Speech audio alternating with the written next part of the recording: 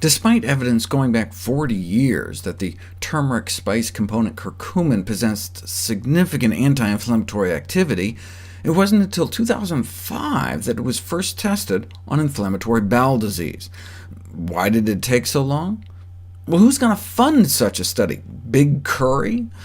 But a lack of corporate backing doesn't stop individual doctors from giving it a try, which is what these New York physicians did. They decided to ask the next 5 patients that walked through the door with ulcerative colitis to start curcumin supplements.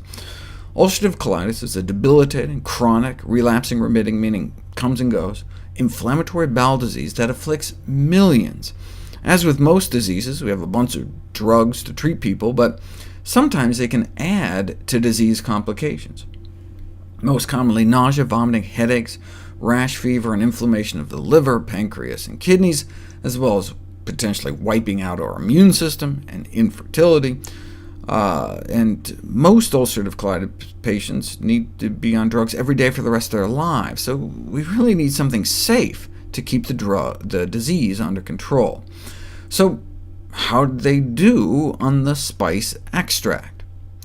Overall, all 5 subjects improved by the end of the study, and 4 out of 5 were able to decrease or eliminate their meds. They had more formed stools, less frequent bowel movements, less abdominal pain and cramping. 1 even reported decreased muscle soreness that they normally felt after their exercise routine. But this was what's called an open-label study, meaning that the patients knew that they were taking something, and so some of the improvement may have just been the placebo effect. In 2013, another small open-label pilot study found encouraging results in a pediatric population, but what was needed was a larger-scale, double-blind, placebo-controlled trial, and here we go.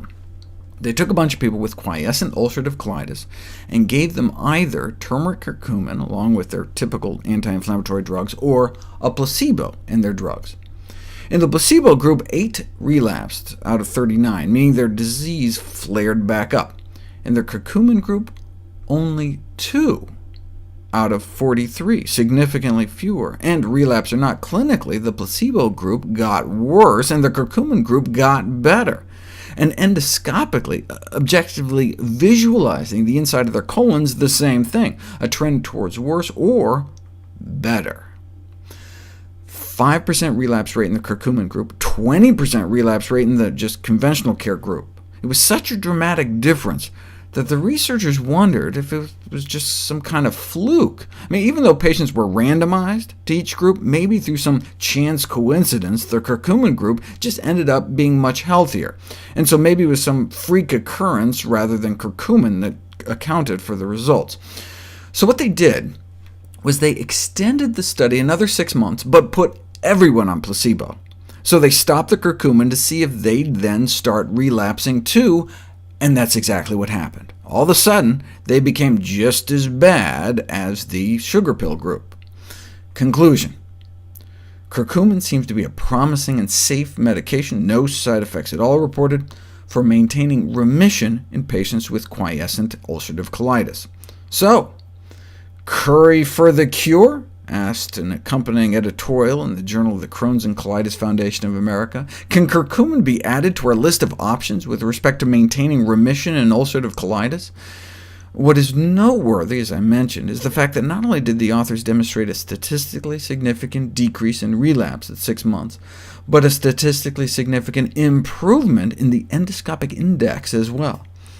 Equally telling is the fact that upon withdrawal of curcumin, the relapse rate quickly paralleled that of patients treated initially with placebo, implying that curcumin was, in fact, exerting some important biologic effect. That's the same thing a Cochrane review concluded in 2013 may be a safe and effective adjunct therapy. Cochrane reviews take all the best studies meeting strict quality criteria and compile all the best science together, normally a gargantuan undertaking, but not in this case, as there's really just that one good study.